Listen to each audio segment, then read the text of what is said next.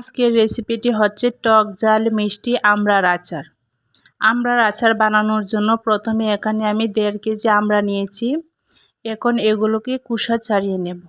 কুসাগুলো ছাড়ানো হয়ে গেলে এখন ভালোভাবে ধুয়ে নেব। আমড়ার উপরে যে কষগুলো আছে এগুলো ভালোভাবে ধুয়ে নিতে হবে। ধুয়ে নেওয়া হয়ে গেলে এখন একটা ছুরি দিয়ে আমড়াগুলোকে কেটে নেব। আপনারা চাইলে এই কাজটা বটি দিয়েও করে নিতে পারেন।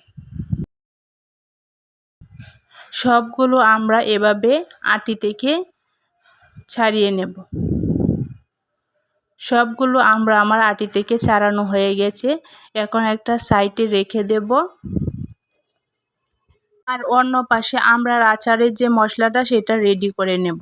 তার জন্য প্রথমে এখানে 6-7টা শুকনো মরিচ নিয়েছি আর নিয়েছি আস্ত ধনিয়া, মৌরি আর জিরা। এখন দিয়ে দেব 5 ফোড়ন।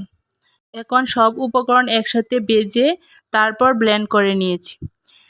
এখন আচারটা বানানোর জন্য প্রথমে একটা প্যানে 1/2 কাপ সরিষার তেল দিয়েছি। এখানে সরিষার তেল দিয়ে আচারটা তৈরি করার চেষ্টা করবেন। এখন আচারের ফোড়ন দিয়ে দেব। এর মধ্যে দিয়ে দেব 3টা শুকনা মরিচ আর দিয়ে দেব গোটা 5 ফোড়ন। একটু ভেজে এখন এর মধ্যে দিয়ে দেব সরিষা বাটা। আপনারা চাইলে সরিষা বাটার পরিবর্তে কাসুন্দিও ব্যবহার করতে পারেন। এখন দিয়ে দেব রসুন বাটা। রসুন বাটাটা দিয়ে ভালোভাবে একটু ভেজে নেব। ভাজা হয়ে গেলে এখন দিয়ে দেব আমড়াগুলো। আমড়াগুলো দেওয়া হয়ে গেলে এখন ভালোভাবে মিশিয়ে নেব। মেশানো হয়ে গেলে এখন এর মধ্যে দিয়ে দেব চিনি। আমি এখানে 1 কাপ চিনি নিয়েছি। আপনারা চাইলে চিনির পরিমাণটা কমিয়ে বাড়িয়ে নিতে পারেন। এখন ভালোভাবে মিশিয়ে জাল করে নেব। কিছুক্ষণ জাল করার পর দেখবেন চিনিটা গলে চিনি থেকে পানি ছেড়ে দিয়েছে। চিনির পানিটা দিয়েই আমি আমড়াগুলোকে সিদ্ধ করে নেব। আপনারা চাইলে এখানে একটু পানি অ্যাড করতে পারেন। এখন এর মধ্যে দিয়ে দেব 1 চামচ মরিচ গুঁড়ো, 1 চামচ হলুদ গুঁড়ো আর দিয়ে দেব 1 চামচ লবণ। এখন উপকরণগুলো ভালোভাবে মিশিয়ে নেব। উপকরণগুলো ভালোভাবে মেশানো হয়ে গেলে এখন ঢাকনা দিয়ে ঢেকে কিছুক্ষণ জাল করে নেব। তাহলে দেখবেন আমড়াটা ভালোভাবে সিদ্ধ হয়ে গেছে। এখন ঢাকনাটা উঠিয়ে কিছুক্ষণ নাড়াচাড়া করে এখন এর মধ্যে দিয়ে দেব তেঁতুলের খাদ। আপনারা এখানে তেঁতুলের খাদটা দেওয়ার চেষ্টা করবেন, কারণ আমড়ার মধ্যে বেশি টক থাকে না। এখানে যদি তেঁতুলের খাদটা দেন তাহলে আমড়ার আচারের টেস্টটা অনেক ভালো আসে।